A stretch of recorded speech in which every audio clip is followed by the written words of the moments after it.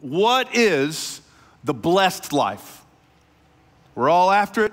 People who don't even say that they're followers of Jesus are like, oh yeah, that was a blessing, what a blessing, good. But it all often feels just out of reach for us. So that's my question. What is the blessed life? Some people go, is the blessed life about having more stuff? Like more cars and bikes and clothes and shoes and toys and electronics and trinkets and gadgets and games and things and stuff and things? That has to be it, right? Well, that can't be it, because all of that is just the stuff of future garage sales. Then there's another answer we get. Well, what if the blessed life is all about health? Like the Bible says to keep the temple holy, right? And that's about our bodies. So absolutely, we should steward well our mental health, our physical health. But that can't be everything, because even if you have the best doctors and the best specialists and the best chiropractor and the best medicine, your brain and your body will eventually run out of steam. And there are other ways that people try to answer this question. And we all know it, that the blessed life cannot primarily consist of popularity or intelligence or networking or cash or, tons of YouTube followers or a really obedient kid or having that extra house. Why? Because each of these things will eventually stand toe-to-toe with insurmountable obstacles. When you open the Bible, when you see that God created everything, He created humanity to reign and rule with Him. That is the blessed life in Genesis 1. And God blessed them and said, be fruitful and multiply. That's the first page, that He blessed us and invited us into life with Him, to partner with Him. Meaning, He made humanity to be satisfied and delighted in right relationship with Him. That is the blessed life. But in Genesis 3, we chose our own way. And ever since then, the blessed life has always included how we respond to the obstacles. It's not about accruing stuff. It's all gonna fade. Those things can be blessings, but that seems like kind of surface level. And some of those blessings are awesome, but they don't get to the very heart of rightly living before God when trouble and trial come knocking. So somehow, after Genesis 3, the truly blessed life includes rightly responding to God when the brokenness of the world is infringing on us. What does the blessed life look like when it meets trouble? What does the blessed life look like when it meets trouble? This is the same question as what is the blessed life after Genesis 3? It's the same question as how do we respond to God when the brokenness of the world infringes upon us? Same question. And so here's how we're gonna answer our question with 5 simple statements. The first 2 are negative, and they're about how we shouldn't do the blessed life, and then the last 3 are positive. So 5 simple statements to answer our question. Here we go. Number 1, first of all, blame halts the blessed life. Blame halts the blessed life. Where do I get that? Verse 13, look at verse 13. Let no one say when they are tempting, hey, this is God's fault. He's tempting me. Now, I know James here is talking about God, but the principle can also include blaming other people. And if you need some of my own heart poured out before you, I very much struggle with this. You can ask my wife. If I can understand who's really at fault, then I feel like I'm above everybody. So this is the thing that I struggle with, blame. But it is Olympic level blaming to just skip people and go right to God and blame Him. That's like, you're a gold medal blamer. That is exactly what's happening here. Now, God is definitely up to something in your trouble. He absolutely is. He's there in the middle of your trouble with you when you feel like nobody understands and when you are tempted to feel like you're alone. He's there, but He is not present in order to tempt you. Also, lament is a great tool that the Christian has.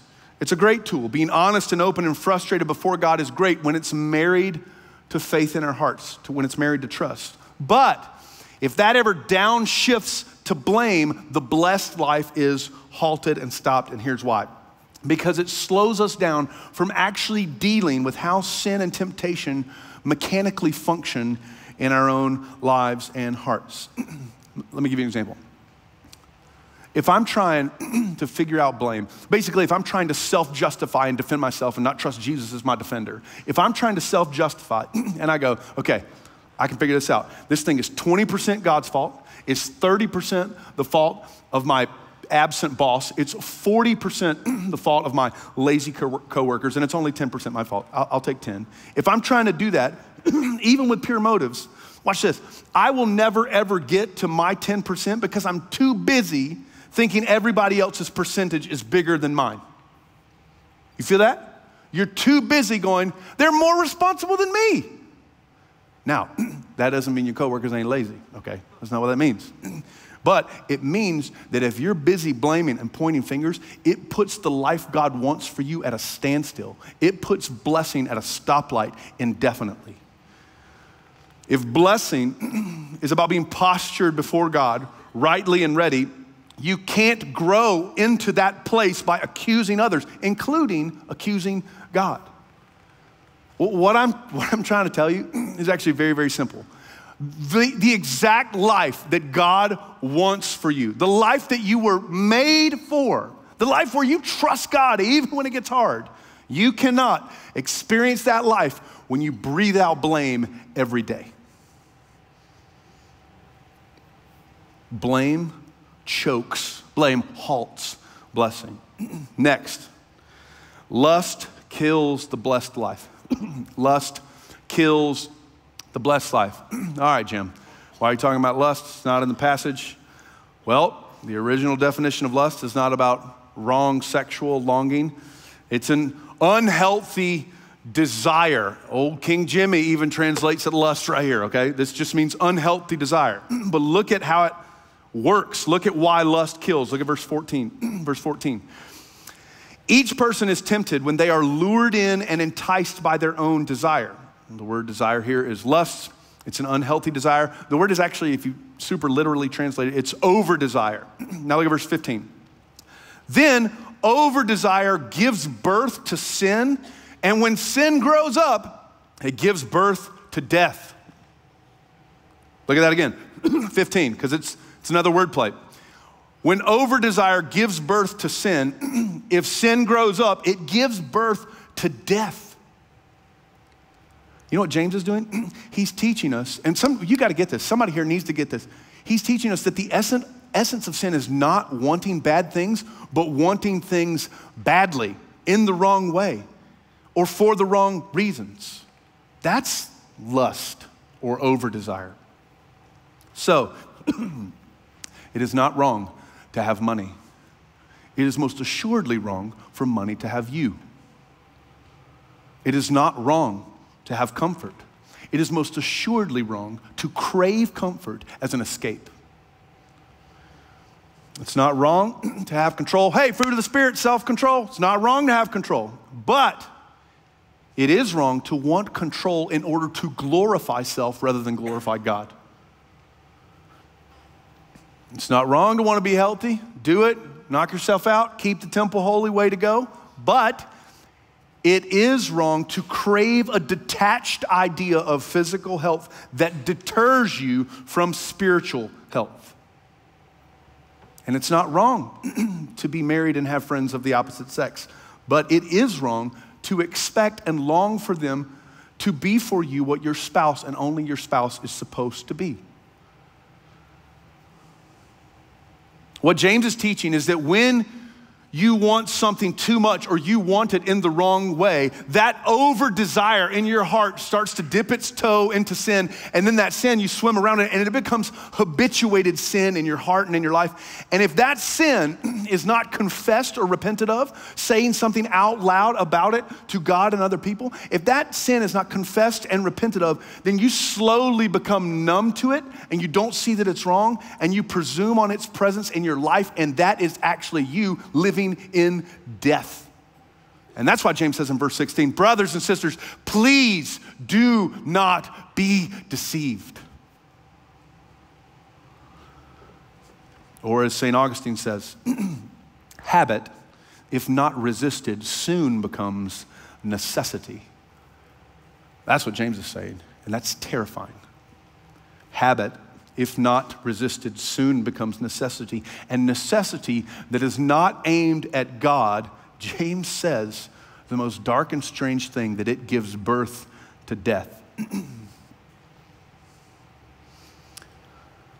Now, think about the gravity of what James is saying here. He's writing to Christians. He's writing to a church. This is believers.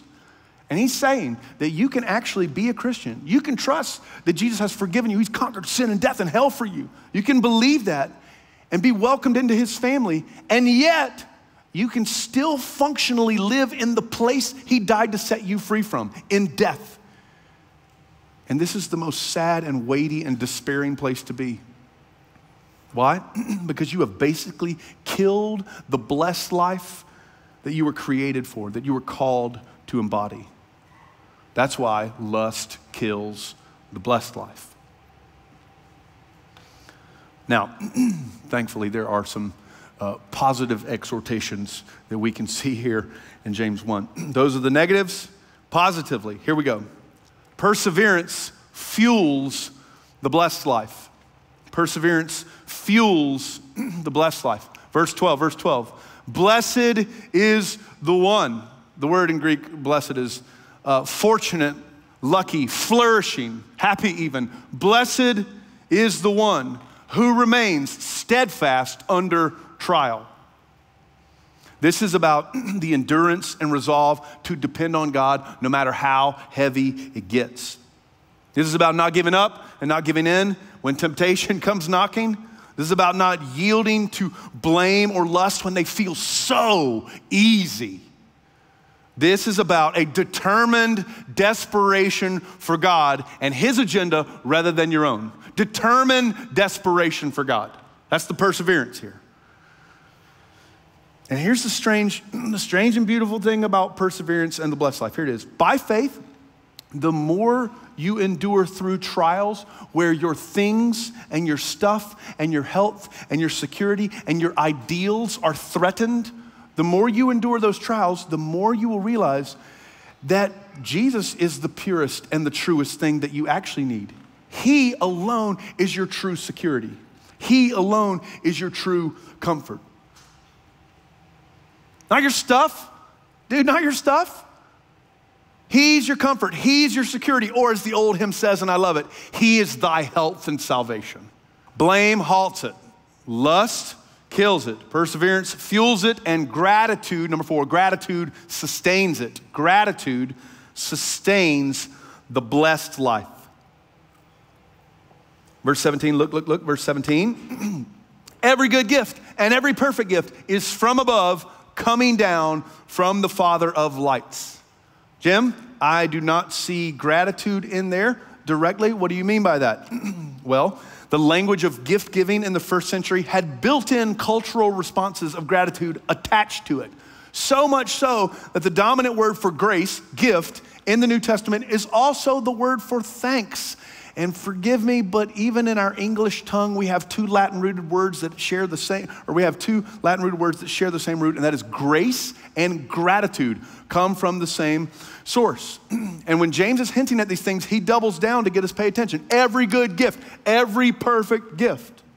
He is calling us to both recognize God's good gifts and respond to them rightly with gratitude. And this call is a function of the blessed life working rightly.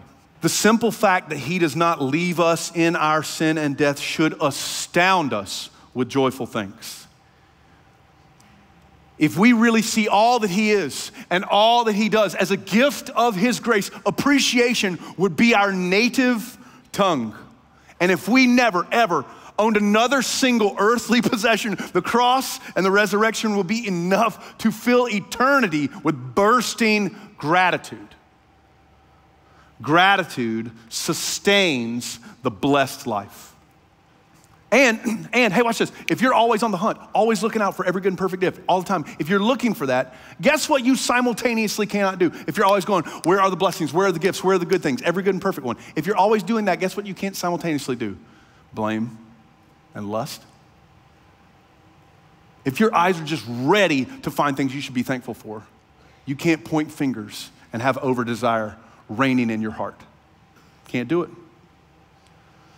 And further, these ideas of gift and gratitude lead us to our final thought here. Finally, lastly, God gives the blessed life. God gives the blessed life. Only He and He alone grant this reality. He can't be blamed for temptation, but He can be blessed and praised for new creation. Verse 18, check it out. Of His own will, He did it. Of His own will, He brought us forth by the word of truth so that we would be a kind of first fruits, the harvest of heaven.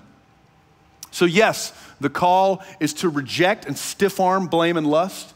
Yes, the call is to endure and persevere and be grateful. But we are to do these things knowing that He is the one who truly brings about life. Now, this might sound strange, but on the first page of the Bible in Genesis 1, God did not create amorphous organisms and wait patiently for them to obey Him before He blessed them and then made them and crafted them into His image. That's not what He did. He started with blessing. He gives the blessed life. God blessed them and said, be fruitful and multiply and reign and rule with me. He gives the blessed life. And in the same way that He spoke everything into being out of nothing by His word, so is He the one who brings about new creation by the word of truth. That's what it says. That's what James says. And all of this ultimately happens through and because of His Son, Jesus. Jesus is the new creation, or is the new Adam of the new creation. Paul says that Jesus bears God's image perfectly, which means He lives the blessed life for us and invites us into it. The Spirit led Jesus into the wilderness to be tempted. But notice, the Spirit didn't tempt Jesus, but the devil put Him on trial and Jesus passed the test. He didn't accuse His Father, He trusted. He wasn't filled with over-desire, He depended. And because of that, guess what happens? In chapter 5, guess what Jesus talks about? The blessed life. He opens up His mouth and He says, blessed are the poor and the mourning and the meek. Blessed are the pure and the peacemakers and the persecuted. And then Jesus became that blessed one at the cross. He was the pure Son of God who came to make peace by being persecuted, taking sin and death into Himself for us. And then with Psalm 1 echoing, Jesus went to an exiled tree of death so that we could partake in an Eden-like tree of life. For the joy set before Him, He endured the cross. He persevered. Jesus did it. Jesus remained steadfast under trial. He wore a crown of thorns so that you and I could wear a crown of life one day. What you have to see is that God is not calling you to anything that He Himself has not also done in the person of Jesus. This is grace. It is finished. He took the sting out of sin and death for us so that even if we're enticed or allured, we can simultaneously be forgiven. He rightly lived unto the Father so that He could bring healing to the brokenness of the world that infringes on all of our hearts. Every good and perfect gift is just a shadow of the gift upon gift and the grace upon grace that we have in Jesus. And all of this means that the way that you reject blame, the way that you reject lust is by paying attention to Jesus and believing Jesus and clinging tightly to Jesus. All of this means that the way you persevere, the way that you live in gratitude is by relying on Jesus, imitating Jesus, and following closely the way of Jesus because He is where real life is found. He is the blessed life in a person. Come to rescue us from trouble.